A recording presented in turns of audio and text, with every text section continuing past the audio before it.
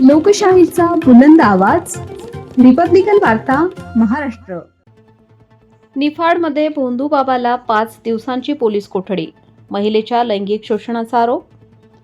लासलगाव पोलिसांची मोठी कारवाई. भोंदूबाबा महेश गिरी उर्फ काकडे पोलिसांच्या ताब्यात. नाशिक जिल्ह्यातील निफाड तालुक्यातील धारणगाव खडक येथे भोंदूगिरीचा धक्कादायक प्रकार समोर आला असून महिलेचे लैंगिक शोषण आणि जादूटोणा केल्याच्या आरोपावरून महेश गिरी उर्फ महेश दिलीप काकडे याला पोलिसांनी अटक केली आहे. निफाड न्यायालयाने आरोपीला 5 दिवसांची पोलीस कोठडी सुनावली आहे.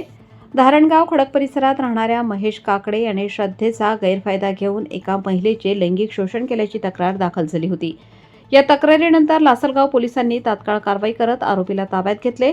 पोलिसांनी आरोपीला निफाड येथील प्रथम वर्ग न्यायाधीश श्रीमती S.S. सुकरे यांच्या न्यायालयात हजर केले. यावेळी सरकारी अभियोक्ता ॲडव्होकेट मनोज तोरणे यांनी आक्रमक युक्तिवाद केला. हा गुन्हा अत्यंत गंभीर स्वरूपाचा असून तपासासाठी 7 दिवसांच्या कोठडीची मागणी त्यांनी केली होती. दोन्ही बाजूंचा युक्तिवाद ऐकल्यानंतर न्यायालयाने आरोपीला 5 दिवसांची पोलीस कोठडी मंजूर केली आहे. या प्रकरणाची व्याप्ती मोठी असण्याची शक्यता पोलिसांनी वर्तवली आहे.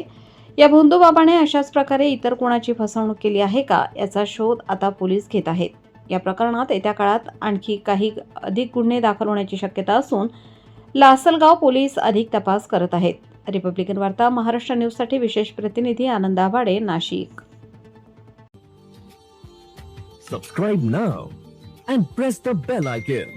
Never miss an update.